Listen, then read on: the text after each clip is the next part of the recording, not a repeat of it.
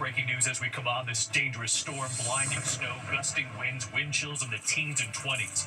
Tonight, the whiteout conditions here, up to a foot of snow in some areas, dangerous driving, cars off the road. And tomorrow, wind chills in the 20s and 30s from Minneapolis east to New York City, all the way down to Florida. Lee Goldberg has the forecast. Also breaking, 8,000 flights canceled in just a matter of days. More than 1,200 more flights canceled today alone. And tonight, the FAA says this will continue, even with the House set to vote on the shutdown tomorrow. Angry passengers venting tonight across this country.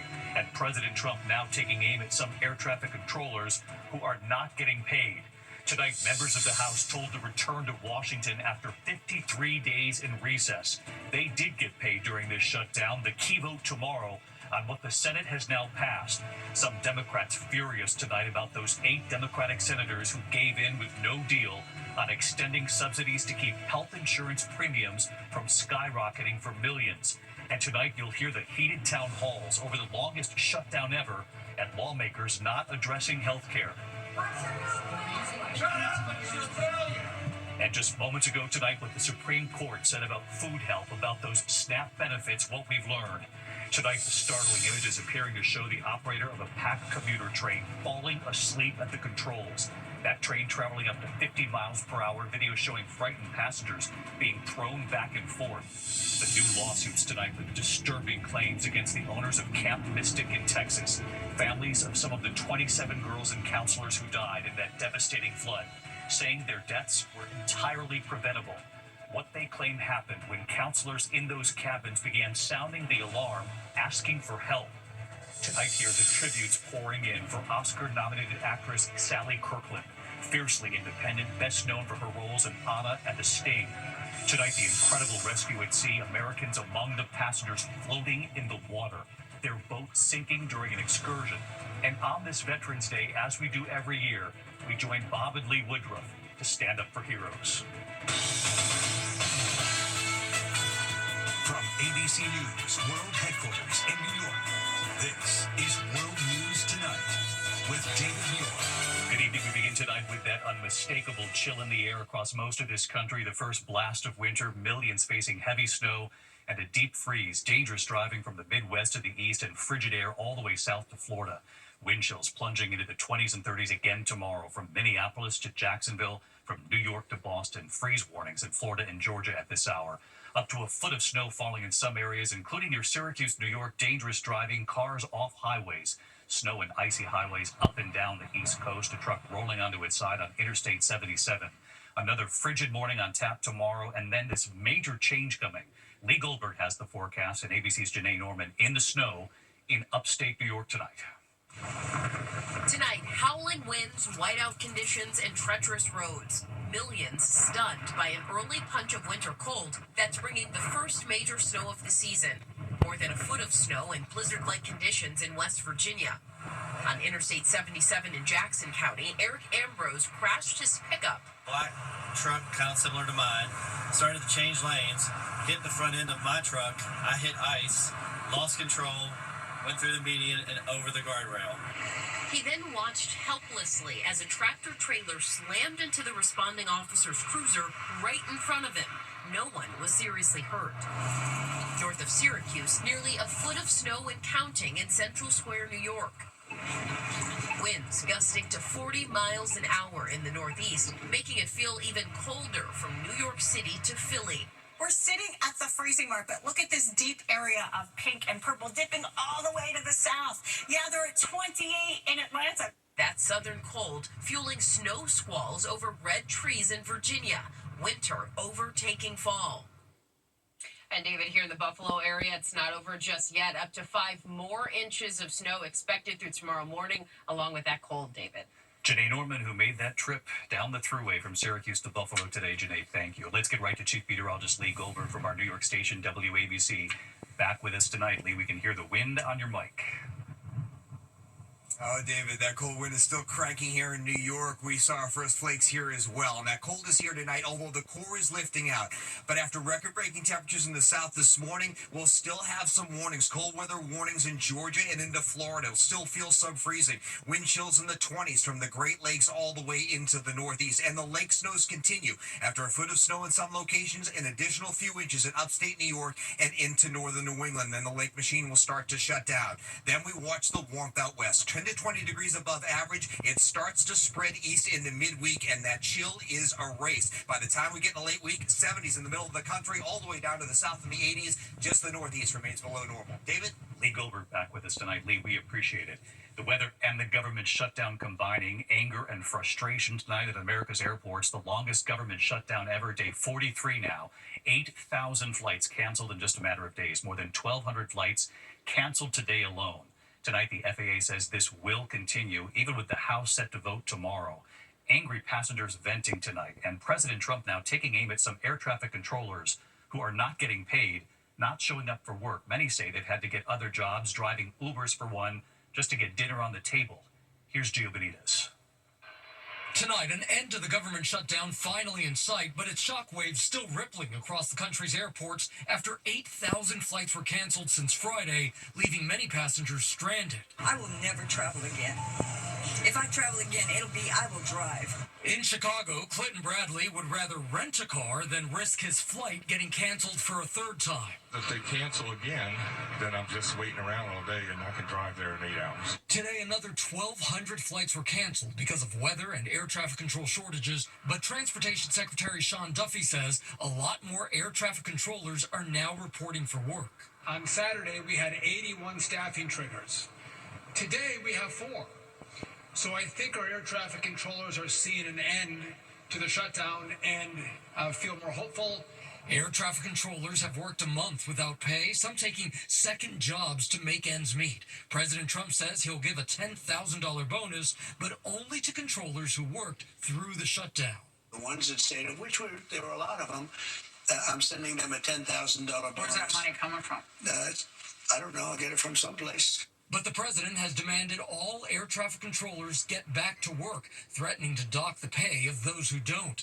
Today, the head of the Flight Attendants Union accused the president of being out of touch. Not only is it disgraceful, it is another way that we are making it unsettled for these air traffic controllers who have worked through this miraculously without getting paid. It also shows that the president does not understand where Americans are, living paycheck to paycheck.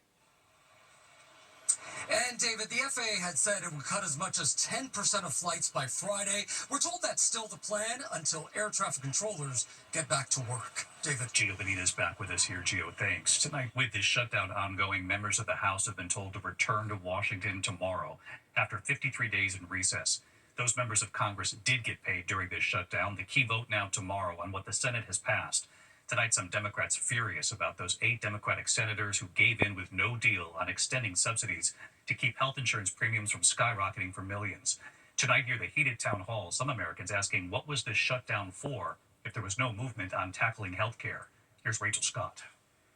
Tonight, with the longest government shutdown in U.S. history set to come to an end, President Trump declaring victory. The House is going to vote, and I think they're going to vote positively. I think most people want to see it opened. After a late-night vote in the Senate. On this vote, the ayes are 60, the nays are 40. The bill, as amended, is passed. Tonight, lawmakers in the House scrambling to get back for a vote tomorrow. They haven't had to report to Washington for 53 days and have been paid throughout this shutdown. With flight cancellations and delays across the country, Republicans Rick Crawford and Trent Kelly carpooling to the Capitol, making a quick rest stop in Tennessee, writing on social media, 8 more hours to go. If all members make it back to Washington on time, Republicans can only afford to lose 2 votes. Republican Congressman Derek Van Orden riding his motorcycle all the way from Wisconsin. If the bill passes, it will take time for the government to fully reopen. Agencies will have to call hundreds of thousands of federal workers who have gone without pay back to work.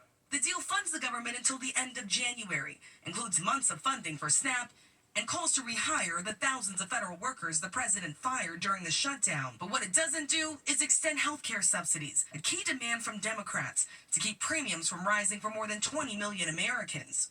In Seaside, California, teacher Brianna Vasquez, a mom of two, pays a $282 monthly insurance premium. That number now skyrocketing to more than $1,000. We are planning on nothing happening because I think that's just in our best interest, is to plan as if they aren't going to pass anything. And at a town hall in Iowa, Republican Congresswoman Marinette Miller Meeks was asked what the Republican plan is for health care. So we need to bring the cost of health care down. Unfortunately, in 2010, when the Affordable Care Act was passed,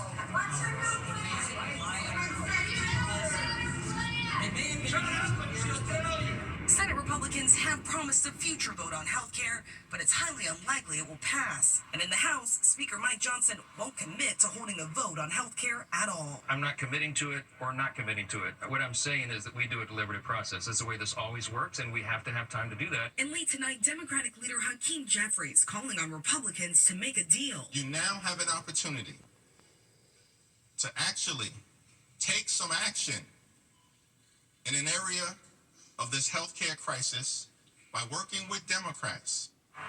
And David, millions of Americans who rely on the federal food assistance program SNAP have been hanging in limbo during this shutdown. Well, just moments ago, the Supreme Court weighing in as the shutdown is nearing an end, extending an order that allows the Trump administration not to fully or immediately pay out those SNAP benefits for the month of November. But once Congress passes this bill and reopens the government, those benefits will start flowing again to Americans, David. Rachel Scott on the Hill. Rachel, thank you. Tonight, the startling images that appear to show the operator of a packed commuter train in San Francisco falling asleep at the controls. Here's Melissa Adon.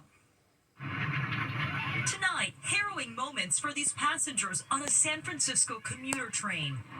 Just after 8:30 a.m., security camera footage from September showing the operator appearing to doze off as the train accelerates down the tracks. That train exiting the Sunset Tunnel, nearing 50 miles per hour. Passengers unaware of what was happening, suddenly thrown side to side in the car. The driver apparently shaken awake, frantically trying to stop. But that train kept going, speeding past a stop with waiting commuters, barreling into that curve, nearly hitting an oncoming car before finally coming to a stop. That driver appearing to blame the incident on malfunctioning equipment. I'm sorry, relax. We didn't crash. But tonight, the city's transit officials confirming the cause was, quote, operator fatigue. David, one person said they suffered a concussion, and officials say that driver was pulled from operating trains. David? Melissa Adon tonight. Melissa, thank you. Now to the Camp Mystic tragedy in Texas. Tonight, new lawsuits with disturbing claims against the owners of the camp. Families of some of the 27 girls and counselors who died now saying their deaths were entirely preventable. And what they now claim happened when counselors in those cabins began asking for help. Here's Trevor Ault. Tonight, families of some of the 27 girls and counselors killed at Camp Mystic in those horrific Texas floods, filing multiple lawsuits alleging a disturbing timeline of inaction from camp operators in what they say was an entirely preventable tragedy.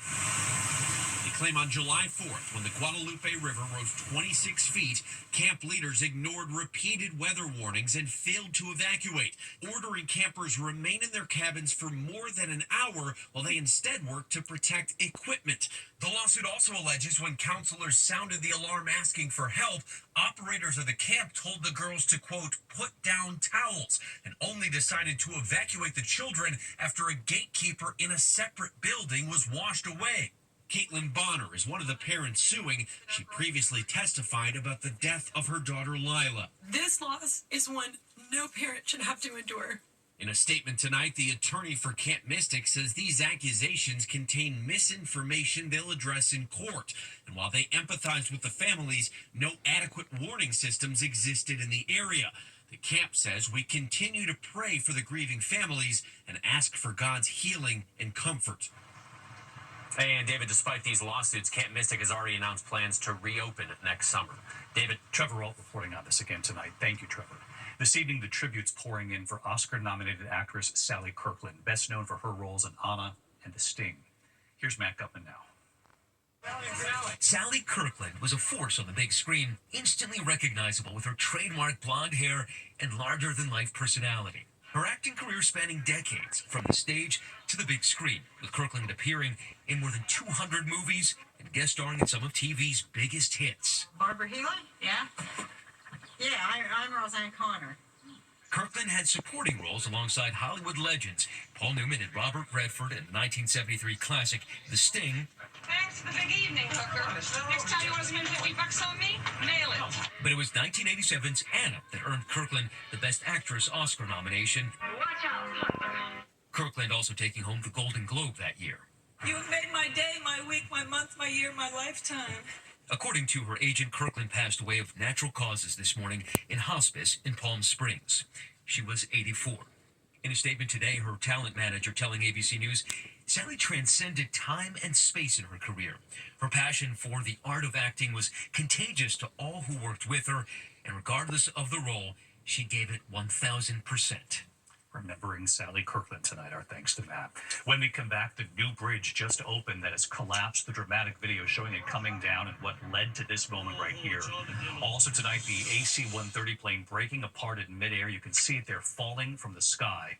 And the incredible rescue at sea. We have learned Americans among the passengers floating in the water and the rescue effort that followed. In a moment here. Tonight, dramatic images showing the moment of bridge collapse just months after opening. Collapsing in southwest China. Authorities say cracks in the mountainside triggered landslides. The bridge opened in September. It was closed to traffic at the time. The terrifying image, a C-130 cargo plane breaking apart in midair. The plane had just taken off from Azerbaijan, plummeting to the ground here. At least 20 on board. No survivors. When we come back here tonight, that incredible rescue at sea. Americans among the passengers floating in the water. And the rescue, you'll see it. Index, the dramatic rescue at sea. 55 passengers, some of them Americans, rescued in their catamaran, sank off the Dominican Republic. The catamaran set off from New York late last month. Everyone was saved. When we come back on this Veterans Day, we stand up for heroes. Bob Woodruff is here, and how you can help tonight. ABC World News Tonight with David Muir, sponsored by Progressive. Finally tonight here on this Veterans Day, we stand up for heroes. Tonight on this Veterans Day, we honor our nation's heroes, and we honor all of those who are determined to support them. After seeing very few people in the first... Among them, our friend Bob Woodruff, who you'll remember was badly injured by a roadside bomb while on assignment in Iraq in 2006. We remember that moment, his young children in bed with him. You taught me, so great to be home. His remarkable recovery. And for 19 years now, he and his wife Lee and Stand Up for Heroes, part of the annual New York Comedy Festival. We've been with them along the way, and we will never forget what Bob told us nearly a decade ago now. It was quite simple, and it was profound. I mean, it's been the most satisfying thing I've ever done in my life. The most satisfying thing he has ever done, helping these heroes. And last night, he and Lee on stage again. I'm Bob Woodruff. This is my amazing wife, Lee. Comedians, musicians, coming together right before going on stage. Hey, David. Hey, David. It's a couple hours to showtime. Bob and Lee checking in with us. This is the 19th year here, David. You've been here so many times from the very beginning. We never thought it was going to last this long. In some ways, it's sad that it's still needed so badly to help the veterans. David, you're always covering kids on America Strong. So there are a lot of veteran kids out there in families, and we're looking for all the ways we can support these wonderful families who've served. Among the families, Hey, David. Clint. Army Major Clint Culver and his family from Clarksville, Tennessee, outside Nashville. This whole entire deck and everything was completely underwater. While Major Culver was deployed overseas earlier this year, his family's home back in Tennessee was hit with life-threatening floods twice. This was completely wrecked, this whole garage. His wife and 2 sons and their dog able to escape, but their home severely damaged. The dehumidifier, the sub pump system, all of that had to be completely replaced twice. The Culvers did not live in a flood zone. They did not have flood insurance. That's when the Bob Woodruff Foundation, along with Operation Stand Down Tennessee, stepped in to offer a lifeline, helping to pay for a hotel, helping to rebuild. But now the Culvers on stage saying thank you. Money from the foundation meant that our family could get to be in one place and maintain some sort of normalcy. And right here tonight, hi, David. Major Clint Culver and his wife Denise. I want them to see that their donations matter. And it's just a really good foundation that helped us, and I'm hoping that we can bring awareness to help other families too. We honor Major Culver and all of our veterans. The BobWoodruffFoundation.org to help. And thank you, Bob. And his amazing wife, as he says, Lee. It's true.